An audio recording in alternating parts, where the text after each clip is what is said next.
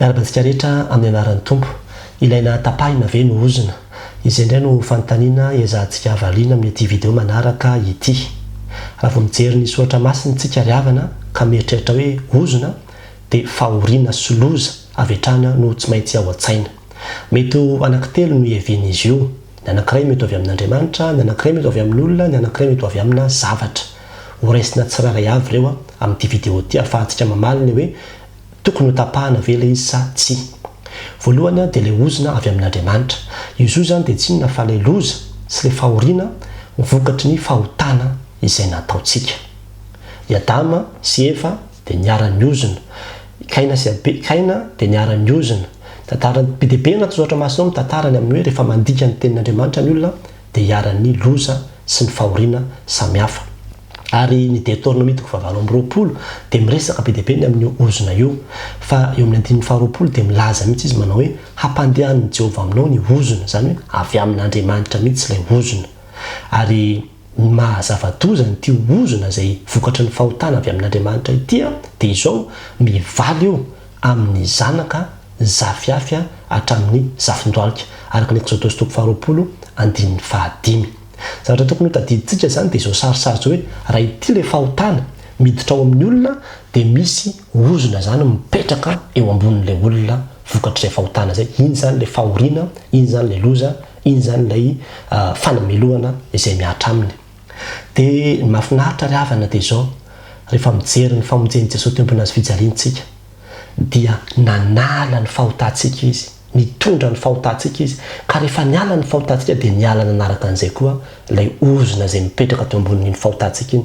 Ary zany natonga amin'ny Paoly itenany amin'ny Galatiana 4:7-7 manao hoe Kristy nanavotra anay tamin'ny ozony lalàna satria tonga voaozona hamonjy anay izy. Fa voasoratra hoe voaozona izay rehetra miantona amin'ny hazo. Izany hoe tena nentin'i Jesosy teo ambony hazo fijaliana ny fahotantsika, fa tsy ny fahotantsika ihany fa ny ozona sy ny fanamelohana izay tokony hatra amintsika mihitsy. Rehefa tena jerevanao ny teny Hebreo ny amin'ny hoe ozona io dia hoe katara, izay ilay teny Hebreo ampiasaina, ary ny dikany hoe katara io dia hoe fanamelohana.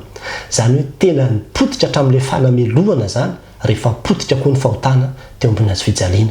Ary izay mahatonga Romanina 9:1 iteny manao hoe tsy misy fanamelohana ho an'izay eo amin'ny Kristy Jesosy. Jesosy zany nanafaka antsika tamin'ny ozona. Ka inona mbola ho tapahana amin'izany? Zay aloha ilay voalohany. Ny faharoa dia ilay hoe tena hoe avy amin'olona miantso loza na miantso fahoriana ataony amin'ny fahavalony. Asa na mety tezitra izy na ohatran'izany dia miantso loza izy. Ary io anatin'ny soratra masina dia be dia be koa no miresaka an'io. Noa nantsy zanany lahy na tezitra azy dia nozoniny.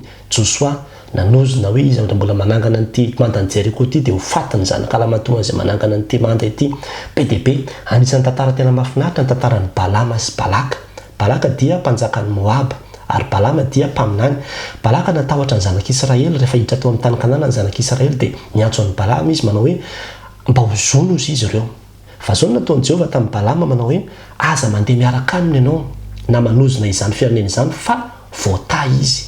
Izany hoe tena misy olona tokoa mety hanozona anao fa rehefa voata dia tsy tanteraka ilay izy. Dia izay no natokan'Andriamanitra ny teny tamin'ny Abrahama manao hoe hita izay manisy soa anao aho ary hanozona izay manozona anao. Zany hoe rehefa misy fitahiana ny olona dia tsy handay ranozona intsony. Ny zanak'Israely zany ravana dia tsy nanday ranozona satria taranaka voata noho ny amin'ny mahataranaka Abrahama azy dia taranaka voata izy, dikan'izay tsy nanday ranozona izy. Ary itsika koa riavana araka ny tenin'Andriamanitra ny amin'ny Galatiana 4:7 dia hozy izy manao hoe ho tonga amin'ny jentirisa ny fitahiana ny Abrahama ao amin'ny Kristy Jesosy ary mba ho raisitsika amin'ny finoana ny teny fikasana ny amin'ny fanahy. Izany hoe itsika koa zany rehefa nino an'i Jesosy Kristy tsika dia tonga mandova ilay fitahiana ao amin'ny Abrahama. Zany hoe lasa zanak'Israely koa tsika, lasa zanak'Andriamanitra koa tsika noho ny finoana an'i Jesosy Kristy dia lasa olona voatantsika amin'izay fotoana izay automatika tsy handay ranozona ho azy tsika. Ka na dia niezaka ary Balaka hoe nanampitamby amin'ny Balama hoe ho zony rehefa niteny Balama fitahiana indray no niteneniny. Ary izay natonga an'Andriamanitra teny hoe hita izay hitanao, hanozona izay manozona anao. Raha misy olona manozona anao zany dia mipody aminazy ilay fanozonana satria tsy mandaitra aminao izy fa olona voatay ianao. Dikan'izany dia zao ny kristianina dia olona tsy andairan'ozona. Ka inona no tapahana amin'izany? Efa tsy andairan'ozona izy ko. Sady tsy andairan'ozona tsika nefa ko tsy manozona. Taddio zay a. Tany amin'ny testamenta taloha misy an'io resaka fanozonana io. Fa rehefa tena mandeha ny testamenta vaovao dia hozy Jesosy Kristy tompo manao hoe misaora izay manozona anareo, mivavao an'izay manisy ratsy anareo. Dia mafisy ny Romanina 12:20 amin'ny hoe misaora izay manenjika anareo, misaora fa aza manozona. Tsy mahazo manozona tsika. Ary zavatra be deabe izay fahalemena mahazo ny olona amin'izao fotoana izao tia manozonozona ity, na dia kristianina aza dia mirendray manozona ny mpitondra firenena, manozona ny satria indraindray tsika tezitra amin'ilay mpanao politika dia manozona hoe matesa faingana any. Fa tena tsy akasitrana fomba ny jentilisa zany ny mpanozona fa ny kristianina sady tsy manozona ny tsy andairanozona.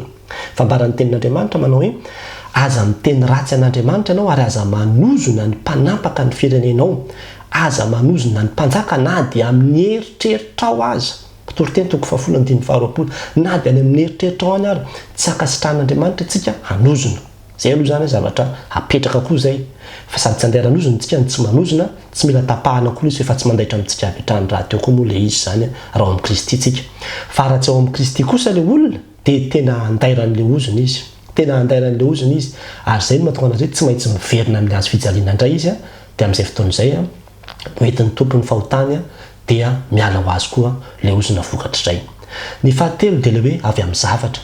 Io indray zany ilay zavatra izay misy lozana fahoriana dia miatra amin'izay olona mampiasa azy le izy avy eo. Ohatrany hoe rano. Rano moa zany nampiasain'ny tenin'Andriamanitra ilazany an'io any amin'ny Nomeri 5 any. Zany hoe tantara ohatran'izao izy io hoe raha misy olona ka manambady dia miahiahy izy amin'ny hoe ty vadiko ty mety nijangajanga le vehivavy zany miahiahy le lehilahy fa tsy manana profo mazava tsara izy dia tsy hitany izay atao fa miahiahy izy amin'ny hoe tena mety nijangajanga ny vadiko dia hoentina ny mpisorona le vehivavy, hoentin'le vadiny ihany zany dia maka rano ny mpisorona dia io rano io asiana vovotany dia hozonina le rano, hozonina dia asiana sotrony le vehivavy io.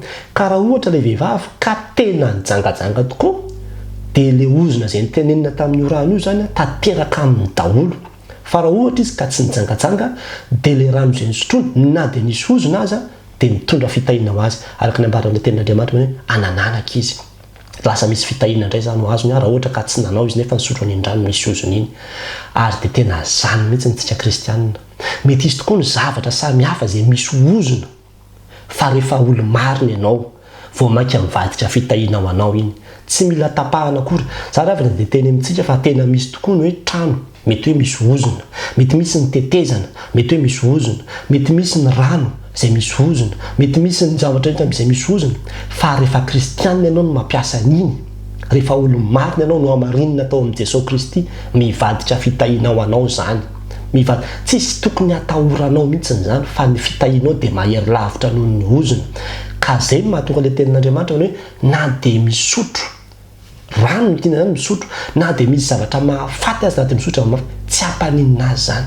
Ary midika zany hoe na dia mandeha amin'ny tetezana izay mahafaty azy izy tsy mampaninina azy zany, na dia mipetraka amina trano izay lazain'ny olona fa trano misy lolo ary izy tsy hampaninina azy zany satria olona marina izy, olona no hamarin'ny Kristy izy, olona voatay izy. Ka inona tsony ny tapahana amin'izany? Tsy andairany mihitsy ny tsika. Raha fitiniko zany dia hoe izay olona tsy manana ny Kristy no olona voaozona, olona tena hoe anathème ozy ny teny grika zay le ozona zany hoe olona excommunié zany olona very tanteraka mihitsy vokatra le fahotany dia very izy dia olom-boaozona izy zany amin'izay fotoana izay. Satria misy fahotany ao anatiny dia misy le ozona mipetraka ao aminy dia olom-boaozona zany izay olona tsy manana ny Kristy sady andairan'ozona. Mandaitra aminy koa le ozona satria izy misy ozona raha teo. Ka raha misy olona manozona izy dia mandaitra aminazy le olona. Raha mipetraka amin'ny trano misy ozona izy dia mandaitra aminazy koa le ozona ao anatin'ny toerana iny. Inona moa le hoe trano misy ozona zavaiko kely? Mety misy olona manko miteny manao hoe ity trano ity ohatra dia trano nisy olona nanala zaza be dia tato zany ny trano nanala fandalan-jaza ty trano ity. Ka raha misy olona mipetraka ao dia tsy manan-janaka, tsy mety mahapetraka zanaka mihitsy le olona mipetraka ao. Raha olona tsy kristianina izy dia tsy hahapetraka zaza ao amin'io trano io satria andairan'ozona izy. Fa raha kristianina izy mipetraka amin'izany toerana zany, fitahian'Andriamanitra tompoko, tsy mandaitra aminy, tsy mila tapahana akory fa tsy mandaitra aminy izany ozona izany. Fa izay manana an' Jesosy dia tsy andairanozona no sady tsy manozona. Ary zany natonga amin'ny Paoly iteny any amin'ny Romana 7:7 manao hoe fa efa saiky niriko aza no vohozona ho afaka tamin'ny Kristy. Zany hoe ny olona vohozona zay izay olona miala amin'ny Kristy. Miala amin'ny Kristy ny olona vohozona. Zay olona lavitra an'Andriamanitra dia olona vohozona satria ny fahotana sy ny hozona no ao aminy. Fa zay olona manana ny Kristy dia tsy vohozona intsony, tsy andairanozona intsony, tsy manozona intsony.